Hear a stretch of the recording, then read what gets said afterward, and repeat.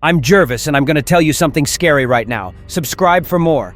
Viro, along with the reason I am confined in this prison of madness, I am fully aware that my current position will naturally arouse suspicion regarding the authenticity of my story.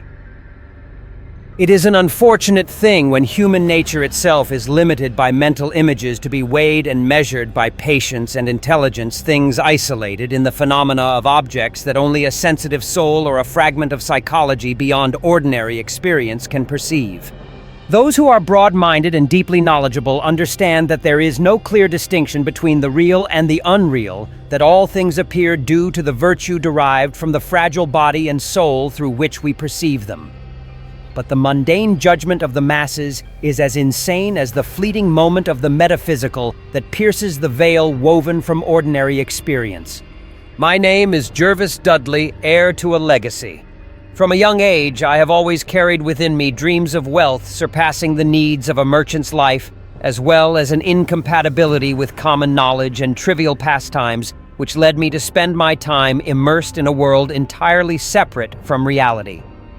My entire childhood was devoted to ancient, obscure books, to wandering through the fields and graveyards near my home. I do not know whether what I read in those books or saw in those graves was the same as what boys my age read and saw, but it is likely not, for in truth I would admit to all the cruel slanders against my intellect that I occasionally overheard in the whispers of the servants around me. You need only know this much for now. I can now reveal my story without delving too deeply into its causes. I have spoken of my detachment from reality, have I not? Yet I have not said that I was alone. This is something no human would do, for lacking companionship from living beings, one would naturally invite something dead or once alive to accompany them. There is a vast forest near my home where I spent much of my childhood in its deep twilight, reading, thinking, and dreaming. Atop the moss-covered slope, I took my first steps in life, and around the rugged oak trees, the first illusions of my youth were woven within me.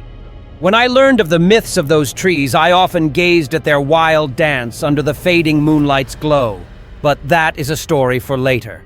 For now, let us focus on the solitary tomb in the thick darkness of the hillside, the desolate tomb of the Hyde family, an ancient aristocratic lineage whose final heirs rest here under the shadow of eternal repose decades before I was born. The crypt I speak of is made of ancient granite, worn and discolored by fog and dampness, through generations etched deeply into the hill's structure, visible only from the main entrance. The heavy stone door, sealed and hung on rusted hinges, is strangely lifted by a system of locks and iron chains, perhaps modeled after some horrific fashion from half a century ago. The duty of guarding the abode of those ancestors whose descendants lie here once belonged to one of them. But that was long ago, for he fell under the ferocious flames spreading from a terrifying bolt of lightning in the distant past. At midnight, a storm ravaged this gloomy countryside, and the old residents here sometimes still speak of it in somber, uneasy tones, referring to it as the wrath of the gods. In each tale, this fueled the growing terror in me of the dreadful tomb in the dark forest, a fear that intensified over the years. He was the only one burned to death in that fire, the last member of the Hyde family to rest in the shade and silence his ashes brought here from a distant place to the crypt his lineage was repairing when the flames consumed it. No one placed roses on the granite door anymore, and no one dared challenge the mournful darkness that lingered on the water-soaked stones. I will never forget the first afternoon I encountered that hidden abode of death. It was midsummer when nature's alchemy transformed the forest landscape into a vibrant, unified mass of green, when the senses nearly succumbed to the ocean wave of lush greenery and the indescribably subtle fragrance of earth and vegetation. In such a place, the mind seems to lose its clarity. Space and time become illusory, and the echoes of a forgotten past seem to resound powerfully, striking the enraptured consciousness. That entire day, I meditated among the mysterious, lifeless graves, pondering things no one understood, and conversing with things that need not bear names. For a 10-year-old child, I had seen and heard too much that others did not know, things that children my age deemed trivial. While trying to navigate through two large rose bushes, I suddenly stumbled upon the entrance to a crypt. At that moment, I had no inkling of my discovery. The blackened granite slab, the tightly shut door, and the somber carvings above the vaulted arch did not evoke in me sorrow or horror. My imagination was accustomed to graves and tombs, but due to my family's restrictions, I had never visited churches or cemeteries. To me, the strange stone house on the forested slope was the sole source of excitement and curiosity. Amid its cold, damp interior, I vaguely peered through the small remaining gap, seeing no signs of death or decay. But in that moment, an irrational, frenzied curiosity was born, and it was this very curiosity that brought me to this imprisoning hell. Driven by a voice that surely came from the ghastly soul of the forest, I resolved to venture into the beckoning darkness, despite the heavy chains barring the way. In the dim daylight, I repeatedly shook the door, hoping it would widen, and tried to squeeze my small body through the ancient gap, but both plans failed. My initial curiosity gradually faded, transforming into madness, and in the end, I had to return home at dusk. I swore by 100 tomb gods that at all costs one day I would break open the door leading to the deep, cold darkness that seemed to call to me. The doctor with the gray beard who visits my room daily once told his guests that this decision marked the beginning of my pitiful monomania, but I will leave the final judgment to you, the reader, once you know everything. In the following month, my exploration focused on futile attempts to destroy the crypt's lock system and carefully investigate the nature and history of the structure. With the sensitive ears of a boy, I learned much, though my habit of keeping everything secret prevented me from sharing my findings or discoveries with anyone. It is perhaps worth mentioning that I was never entirely surprised or horrified by the crypt's characteristics. My worldview on life and death led me to associate a cold grave with a living body in a profoundly vague way. I felt that the great mysterious family of a dead land was somehow represented by the stone crypt I sought to invade. Tales of strange, godless rituals from a lost era in the ancient hall sparked a fascination with the tomb. Each day I sat for hours before its door. Once I tried pushing a candle through the tiny gap, but saw nothing except the wet stone steps leading downward. The scent of the place captivated me. It felt as though I had known it in a distant past, beyond recollection, even beyond the body I currently possessed. The first time I saw the tomb was a year later, after stumbling upon a moth-eaten translation titled The Life of Pluto in my cramped attic library. When I read it, I was deeply struck by the way the young hero only found the proclamation of his fate beneath a great stone when he was strong enough to bear its tremendous weight. The legend shattered the last of my patience, telling me that my opportunity was not yet ripe. I told myself I must train my strength and dexterity, which would allow me to break open the chained door with ease. For now, surely nothing was better than submitting to fate's arrangement. Under the watchful eyes, the door gradually loosened as days passed, and much of my time was now spent on other matters despite that intense desire. Sometimes I would quietly rise at midnight, gently leaving to visit the church and graveyard my parents always forbade.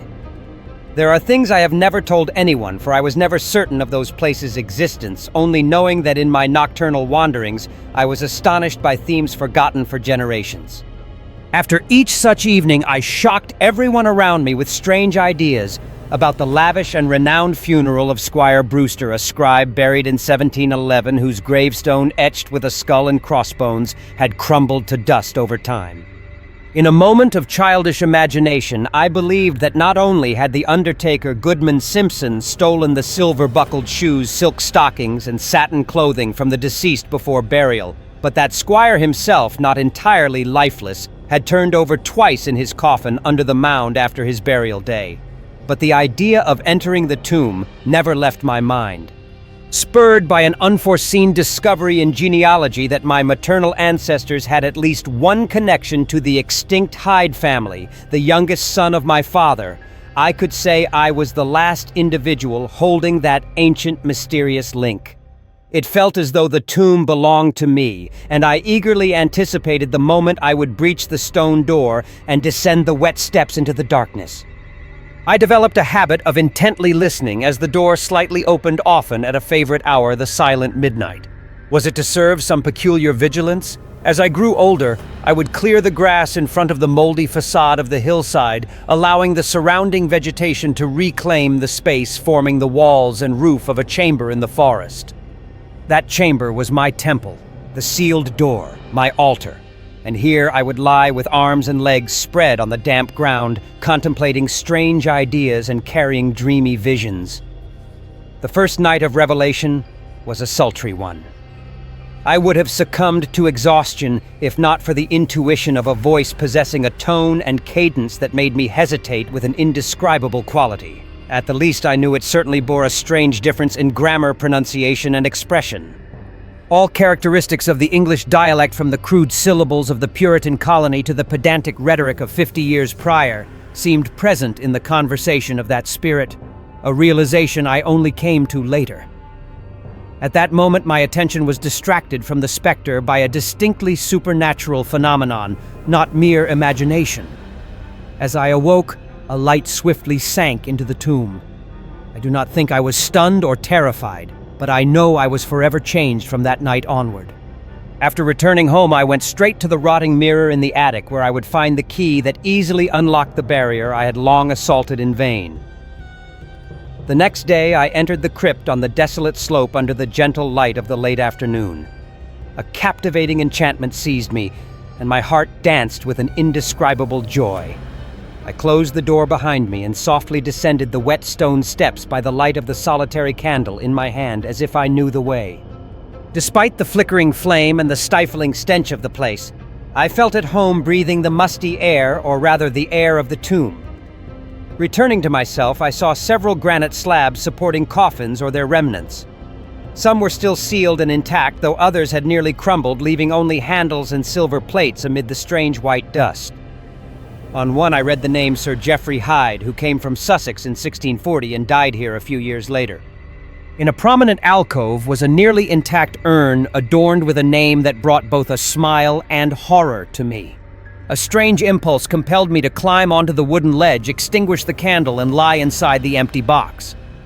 Under the gray dawn sky, I staggered out of the tomb and locked the door behind me.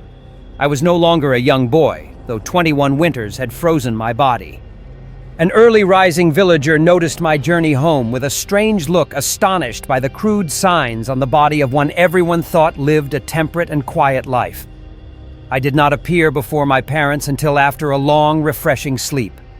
From then on, I visited the tomb every night, observing, listening, doing things I will never disclose. My speech, always sensitive to the influence of my surroundings, was the first to change, and my sudden adoption of ancient grammar was soon noticed. Next, courage and recklessness merged into my character until unconsciously I became a man of society despite my secretive life. My inherent silence was gradually replaced by the charm of Chesterfield or the godless wit of Rochester. I displayed a strange erudition, unlike the monkish lore my youth had been passionate about, opening the book of my life with spontaneous, light-hearted jests reminiscent of Gay Prior or the liveliest wit of Augustine and the mundane. One morning, I came closer to disaster by inadvertently touching the liquid spilling from an 18th century Venetian mirror, a fragment of Joran's poem never recorded in any book, which reads as follows: "Come hither, my lads, with your tankards of ale, and drink to the present before it shall fail. Pile each on your platter a mountain of beef, for eating and drinking is all of our relief. So fill up your glass, for life will soon pass. When dead you will never drink to your king or your lass. Anacreon had a red nose, so they say. What of it when happy and merry each day the dart that runs through me will redden my hue, then white as a lily when dead half a year through? So Betty, my miss, come give me a kiss. In hell there's no innkeeper's daughter like this. Young Harry, as frank as he ever was bold, will soon lose his wig and slip under the fold. But fill up your bowl, then pass it around. Under tables is better than under the ground. So frolic and jest, but when thirsty we drink. 6 feet underground there's no jesting, I think. The demons turn me green. I cannot walk straight, and curse if I could stand and speak without weight. Here, landlord, bid Betty bring out a chair. I'll head home a while, for my wife is not there. So lend me a hand, I can rise no more, but I'll still be merry while I linger on shore." At that time, a fear of fire and storms, which I had never dreaded before, formed within me. Now how strange that terror surged in me, and when the sky erupted with the first threatening sparks, I had to retreat to the deepest crypt in the house. One of the places I frequented most during the day was the dilapidated cellar of the burned land from before. One day, I frightened a villager by inadvertently leading him to that chamber, for though I knew of its existence, it had been unseen and forgotten by people for generations. Finally, the worst befell me. My parents, alarmed by the change in both my personality and appearance, began imposing a kind surveillance on my life, something that would likely lead to disasters later. I had never told anyone about the tomb, and always guarded my secret reasons with fervent faith since childhood. But now I had to practice caution navigating the labyrinth of the dense forest so that when necessary I could shake off any pursuers. The key to the crypt was kept on a chain around my neck, its presence known only to me. I never took anything I found within its four walls out of the tomb. One morning, awakening from the damp crypt and loosening the chains with steady hands beside a thick tree, I caught the horrified face of a pursuer. Surely the end was near, for my chamber had been discovered, and the purpose of my nocturnal journeys revealed. The man had not yet approached, so I quickly returned home, hoping to hear what he would report to my overprotective father. Would my voyages beyond that locked door be announced to the world? Imagine my astonishing joy when the spy reported to my parents in a cautious whisper that I had spent the night in the chamber outside the tomb, staring with bleary eyes through the keyhole. What magic had blinded the pursuer? So, now convinced that some supernatural force was protecting me, I gained courage from this and began openly visiting the tomb, confident that no one could witness my visits. For the following week, I fully enjoyed the indescribable delight of the nocturnal feast in the crypt until it happened, and I became ensnared in this accursed place of monotony and sorrow. I should not have ventured out that night, for thunder rumbled in the clouds and ghostly phosphorescence rose from the swamp at the forest's base. The call of death was different.